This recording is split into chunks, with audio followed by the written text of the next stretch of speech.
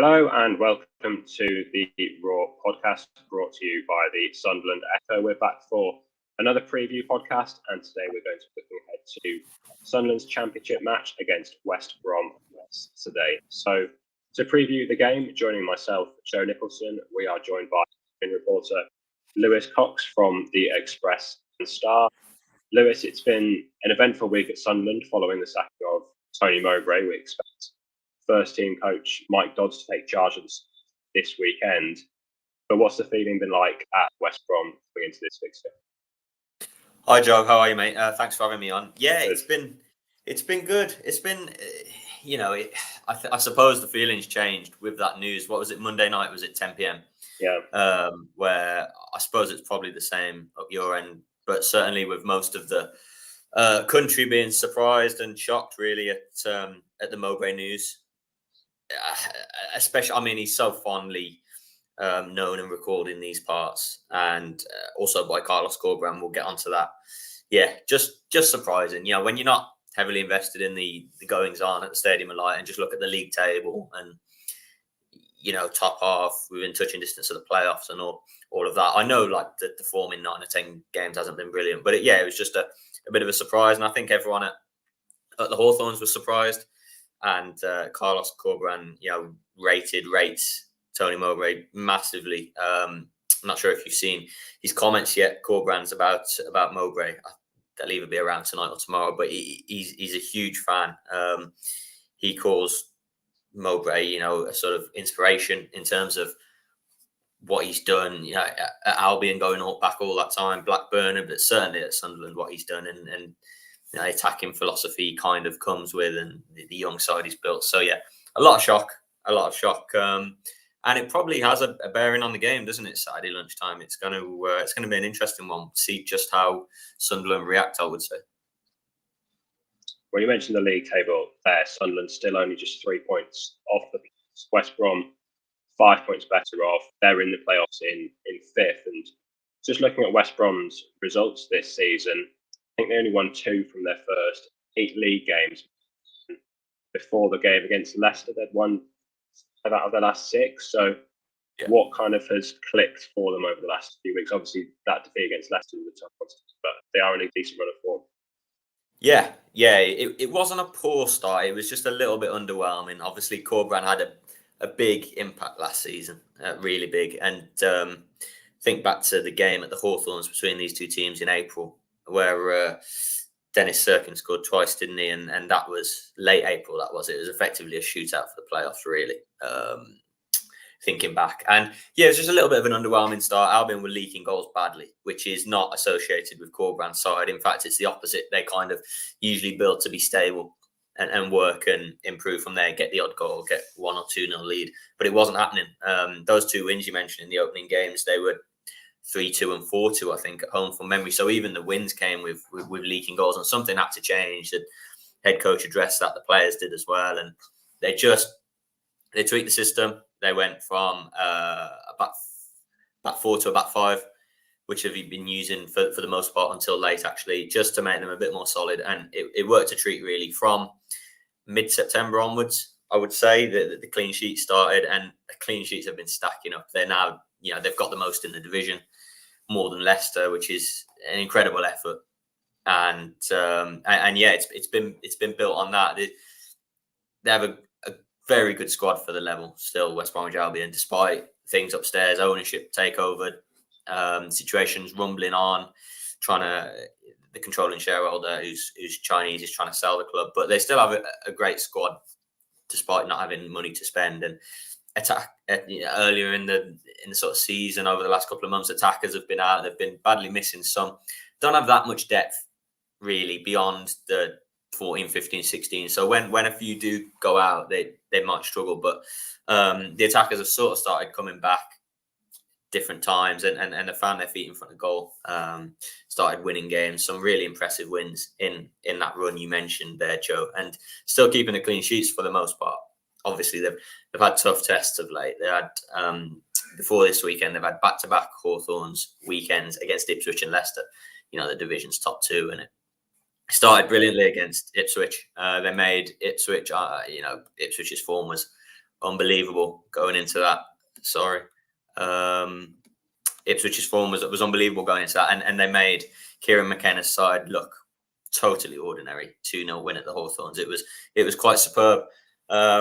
Went to Cardiff after that, followed it up with a big 1-0 win. Gritty, hard-working, and then it was Leicester last Saturday, and that's the ultimate test, really, isn't it? Leicester, I know they had a tiny wobble, but lost that 2-1 in the 94th minute, which was a bitter one to swallow, to be honest. And those who haven't seen that winning goal from Harry Winks yet, search it up, because it comes from Albion attacking a long throw. 89th minute equaliser from West Brom from Josh Madger, which might be of interest to you, and his first West Brom goal, actually, Madger.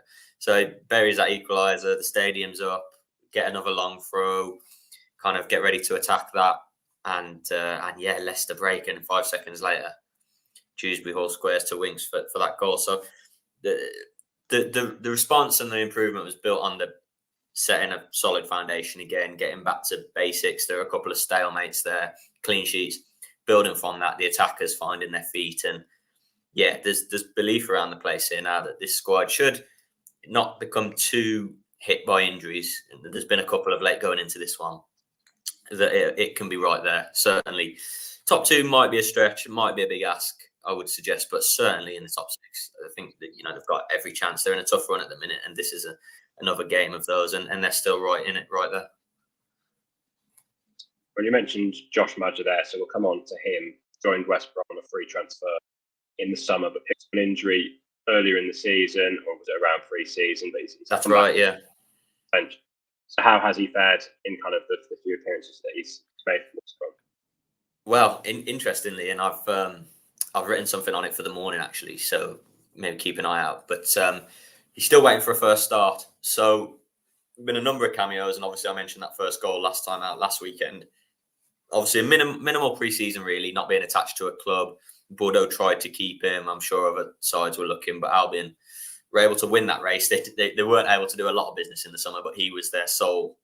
There were 2 loans and Josh Madger on a free, so he was their sole permanent addition. Obviously minimal pre-season, so comes in lacking real summer work, if you know what I mean, like the friendlies and the match fitness and all of that. So we were beyond August and into September, and he was still not ready to start games. He started coming off from the bench and doing okay, bit of ring rust and all of that. And then we were getting sort of early to mid-September, and he was starting to look fitter and sharper and start to look the part. And there was a game down at Ashton Gate in Bristol City, and he'd come on, and it was the brightest he'd been. He was excellent in that cameo. And in the final seconds of stoppage time, Albion was screaming for a penalty. They thought they had a penalty for a foul challenge on Madger in the box. Nothing was given, but the foul injured Madger's ankle. And for the best part of 2 months, actually. So he spent, mid-September till probably mid-November out, which was a real setback, to be honest. When I talk about them not being able to do anything in the summer, the one permanent addition they make with big plans and high hopes for, and first of all, he has to build up his fitness, then he gets injured for a couple of months. It's tough. And he came back for the Ipswich win, I referenced, actually. He was a late sub in that. So Ipswich, Cardiff and Leicester, the 3 games since, he's been off the benching, and Leicester last weekend, he came from the bench to score that 89th minute equaliser before the Foxes winner. So he got his first goal finally, which was a big moment for him. Nice, poke finish into the corner after a scramble. And he's knocking on the door for that start now. Yeah, and Carlos Corgan said yesterday, as I say, I've written it up for tomorrow, that he's right. He's right there. He's as fit and as strong he has been since that injury in September. And I have a little sneaky suspicion he might get that first start at his former club. Not necessarily because it's Sunderland, just because he looks and feels just about ready to go. And I'd just possibly freshen it up from an Albion perspective. Give Brandon Thomas Asante, who's had to lead the line the whole season pretty much, give him a little breather, allow him to become an impact from the bench. And I think Madger could relish it on Saturday. I mean, why wouldn't he? Obviously had a great time there. Owes Sunderland a lot. I think that's fair to say, but he'll be wanting to make a mark, I'm sure, on Saturday. Mm-hmm. Yeah, it'll be interesting to see how he gets on, and if his first appearance back at the Stadium Lights in 2019. So he could start the game, but there's a few players that won't be involved. I'm just looking at West Brom's injury list. Matt Phillips, a big blow. he's going to be out for some time. So what is the latest with injuries? Yeah. Phillips is the big one we've had this week. And the Leicester game last Saturday I referenced, he sort of went down just before half time, turned out to be a hamstring, and the worst kind of hamstring, really. I mean, it was a tear, and he's out for 4 months, which it's 32-year-old Matt Phillips. He picks up injuries. He sort of consistently has at Albion. Long-serving player, kind of most seasons tends to go down like this, and it's really tough. And he's a great player. He really is. And he's the biggest professional they've got. He's the hardest working pro they've got, and it's pretty unfair that it happens to him every year. But this is a really serious one in the final year of his contract as well. So tough, very tough, and a massive blow because he's been consistently excellent this season, be it wing back in kind of an emergency wing back role when they had to play a back three, and out wide on the wing in his natural position. He's been great. He was, until the Cardiff game recently that I referenced, he was the only outfield player not to not start in the league. So, Corban placed a lot of sort of faith and trust in him. Ironically, rested at Cardiff, then a few days later gets the injury against Leicester. But not a huge shame, and he won't be involved. Pretty bad timing, really, regards Sunderland, because Jed Wallace, the club captain, you'll know all about from time at Millwall and things like that. Also, highly unlikely to feature on Saturday. He did his shoulder quite badly in Cardiff as well. So as two wingers, two very serious wingers, experienced senior wingers who would typically play, start for Albion. So but both of those unavailable. Corban gave him he said he'd be very shocked if Wallace made Saturday. I can't see that at all. So that's another blow, no doubt. So to have those two missing is a real challenge, to be honest. There are some more longer term ones that are sort of getting back. Striker Darryl DK is not far away now. United States international has had several serious injuries at the Hawthorns. Might come back in the new year, but yeah, Phillips and Wallace are massive going into the weekend. And just before I forget it as well, midfielder Okay Kuşlu, the Turkey international, is suspended. The 1 game suspension for 5 yellow cards, which is pretty terrible timing, really, because last weekend was the cut-off point, wasn't it, for 5 cautions? So and he picked one up, so he misses this. So not only have got those senior wide players missing for varying lengths of time, Kuşlu, who's a big presence in the centre of midfield, also misses out Saturday. So, couple of tweaks required, really. I'm expecting Carl Bartley to feature. He was left out against Leicester last weekend, centre-half. Experienced centre-half as a precaution, bit of hamstring pain, but he seems to have trained. So I'd be bringing him straight back in. But yeah, not brilliant. They've had some back in recent weeks. Top scorer John Swift, talented attacking midfielders, was out for a little while. He's been able to bring himself back. Mentioned Madja being out, he's been able to come back. I've got a youngster on loan from Brighton called Jeremy Sarmiento, Ecuadorian international. He's got himself back. So there's still some good attacking wide options, don't get me wrong, but Phillips, Wallace and Kuşlu are important senior presences that will be missed. You mentioned a few players there, but who are the key players in this West Brom side that Sunderland fans will be looking out for and that could be a threat on Saturday?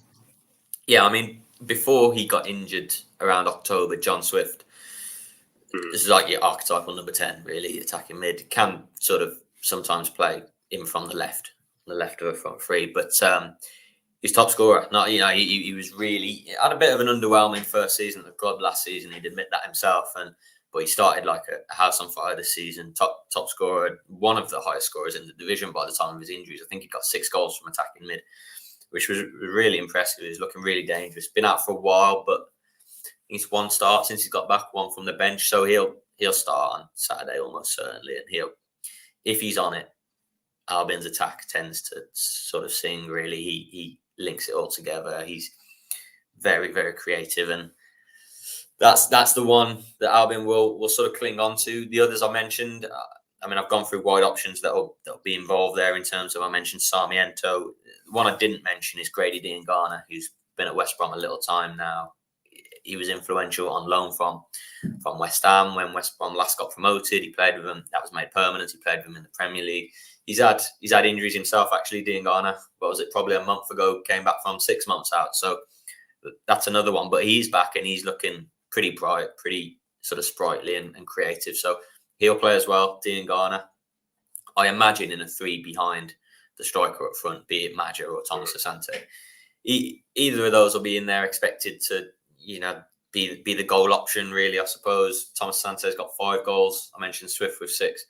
Maja's just the one so far. But Maja, as you know, is a bit more of a link striker, isn't he? He'll drop it that bit deeper and he can combine things. Thomas Asante is not, but by no means like a poacher, but perhaps more likely to run the shoulder and stuff like that.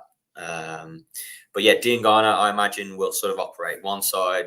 I'd imagine it'll be Sarmiento involved as well, maybe on the other flank, and John Swift there in the hole.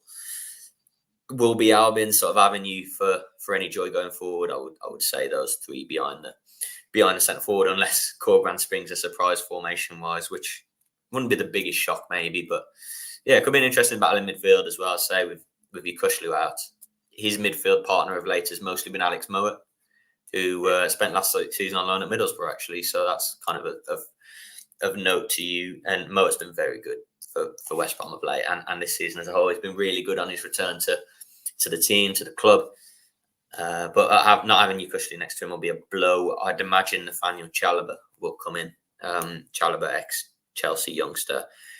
So that he's got to have a big game. It's going to be a big battle in the middle of there, isn't it, with the players you've got in there. So that'll be an interesting one, that midfield battle. But West Brom have got the calibre of attackers to go, I feel, and do some damage in this game to hopefully get the winner, the visitor, what the visitors want. The last away game at Cardiff, I mentioned, where there was a couple of injuries. It was 1-0, and Sarmiento on loan from Brighton, pops up with his first Albion goal in a 1-0 win. So maybe signs of Sarmiento getting his first goal, Maja getting his first goal, as I mentioned, signs of those summer new boys starting to find their feet and find their consistency at what is, they'll have to show it now.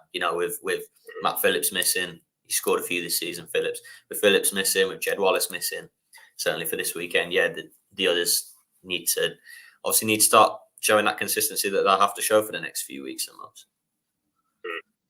So at the other end, you spoke about the clean sheets. Yeah. I think only Leicester have conceded fewer goals than West Brom this season. So how do you think they will approach the game coming to the Stadium of Light?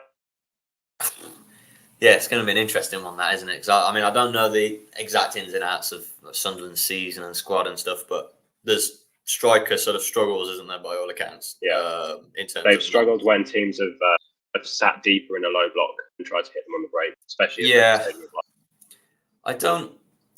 If that's the case, Corberan will have seen that and perhaps look to use it. Don't get me wrong, but I wouldn't say necessarily that Albion will look to come sit in and use the counter. But when they do that, they do it well. I have to say, there was an away game at Coventry, how long ago? Maybe 6 weeks, something like that. And Coventry had all of the ball. We know Coventry have struggled a bit this season, but had all of the ball, to be honest.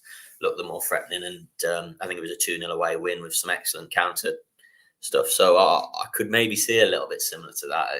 It's not that Albion under Corberan don't want the ball, but they don't always dominate with the ball. They're kind of, maybe not through style and choice, they're happy to not sit in, but maybe sit off and, use the spring when they need to, that sort of thing. But they're a damn hard working side, I have to say. Like the effort put in those games against Leicester and Ipswich recently has been amazing, really. They've really put it in. So can they go again on Saturday? And who knows, we'll have to see. I think from the defensive perspective, you mentioned the clean sheets there.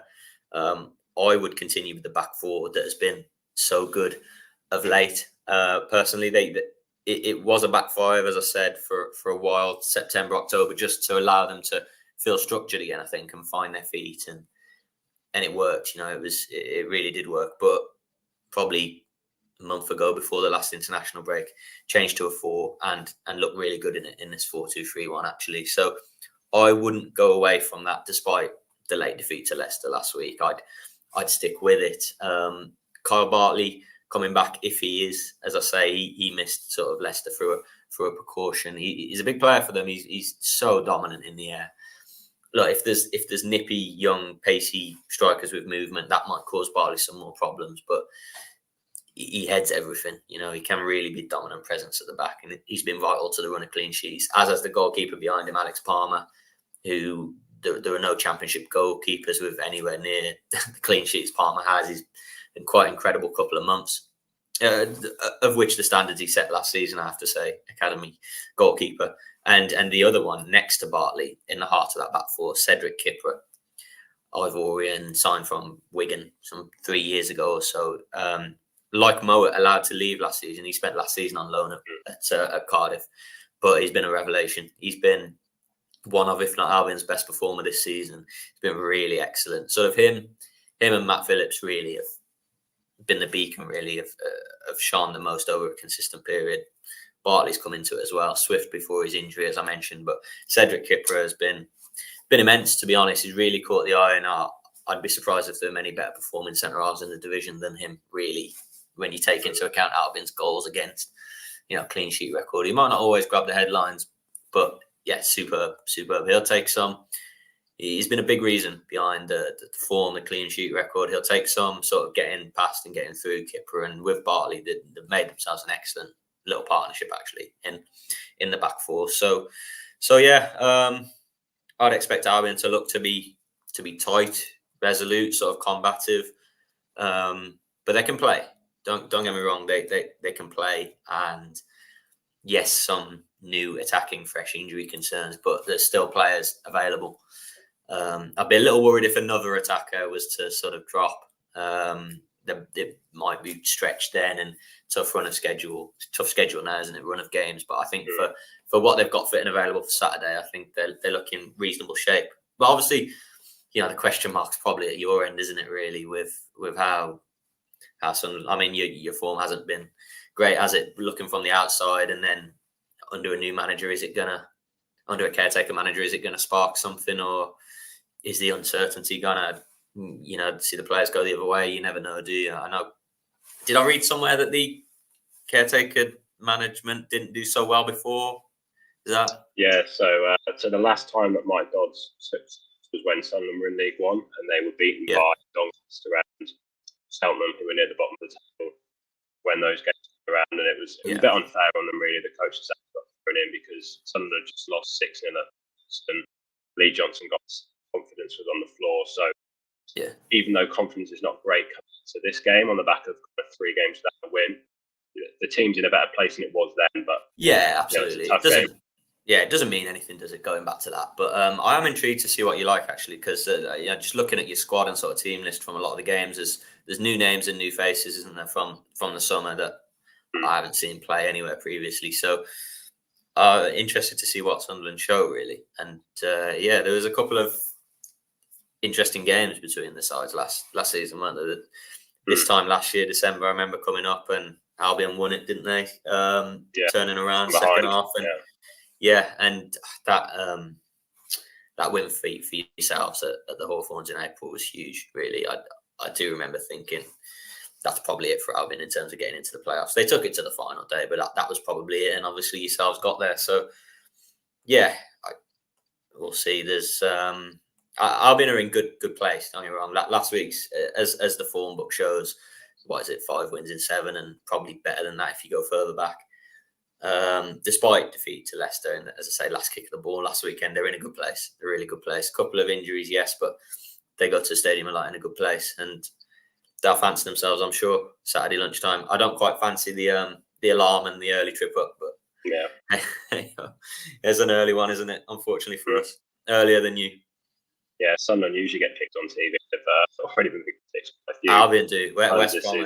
I mean, Sunderland fans watching this will probably realise that Albion are always on Sky. I think we're in the middle of like a 4-weekend run of being on there. Obviously, we've played Ipswich and Leicester at the Hawthorns, so you kind of expect it. Then Stoke at the Hawthorns the following weekend. They just always pick them. So, but this is a particularly gruelling one, I've got to say. You were talking about them just there, but I was just going to ask you, have you seen much of Sunderland this season, and what have you made of their performances? You mentioned the 2 games last season. No, I actually haven't been able to really, but sort of catching up with it this week. I mean, you'll be able to tell me more, but it looks from the outside that, I mean, I haven't read about it this week. Seems that there's noise in the summer, wasn't there, regards Mowbray from the ownership and looking to change it and go younger or whatever it is. But looking at results, the season seemed to start well. but they lost their first two, and then they went on a good run. But yeah, that's what I mean. Yeah, two have only won 2 in 9.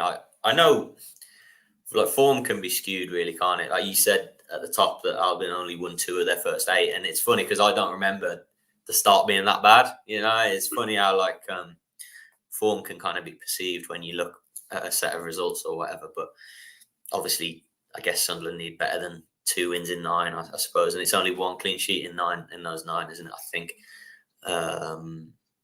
So yeah, when you add all that in, I've seen some comments from fans say that there's a striker situation I mentioned, isn't there, about no goals between any of the strikers, and then I think they haven't had a recognised striker hasn't scored since April.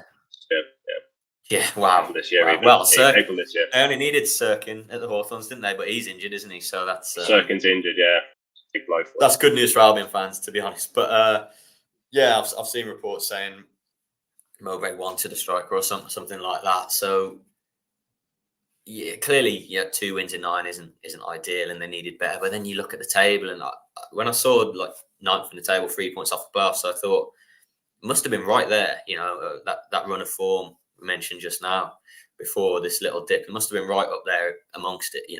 They were in the top 6. Yeah. So it's tough on Mowbray. It is. He's so loved here, and he's such a. I think we probably had this conversation last season, didn't we? Doing this, that he came down here to manage in a charity match just after taking over at Sunderland. He's really adored here, and his football's so well remembered here. Corbrand spoke so highly of him, really, really respects and admires him. So yeah, bit of surprise from the outside, but obviously things that we're not on top of here that are going on there. And I've seen the caliber of head coaches you've been linked with, and it kind of paints a picture, doesn't it? So yeah, as I say, there's a lot of new players I'll see. Well, I say a lot. There will be new players I see for Sunderland for the first time Saturday that I'm looking forward to see. I don't quite know what to expect, but sort of hope from our selfish perspective that sort of strikers don't finally start finding their boots on Saturday lunchtime. Well, the new manager will certainly have to prove that he's an upgrade on Mowbray. So I'm not sure about the decision. But Lewis, we usually just finish by asking our guests just for a quick score prediction. How do you think the game is going to go on Saturday at the stadium? Do you know what? I don't. When I go on, especially when I go on opposition things, I don't usually tip Albion. I got to be honest, but I don't know. With Albion's defensive record and your sort of forwards record, it's painting to me like a 1-0 or 2-0 away. It is. I was going to go more on offence and say 2-1. I'll say 1-0 away. I'll say 1-0 West Brom and get pelters for it probably, but there we go. Well, Sunderland actually had a decent record in the early kickoffs. Apart from the last one, they played Middlesbrough at the Stadium of Light, and there was a red card, which they lost it 4-0. But there's been a few this season. They beat Southampton 5-0. It was an early kickoff. Yeah, I remember that. Yeah. And so I think I'm going to go for a 1-1 draw. Yeah. But West Brom certainly in good form and be very difficult to score. I don't think it'd be a terrible point if Albion were to only draw.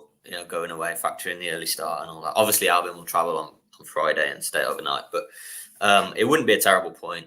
I just think the way the form book is at the moment, and probably the situation with the management at your end, West Brom will go to this.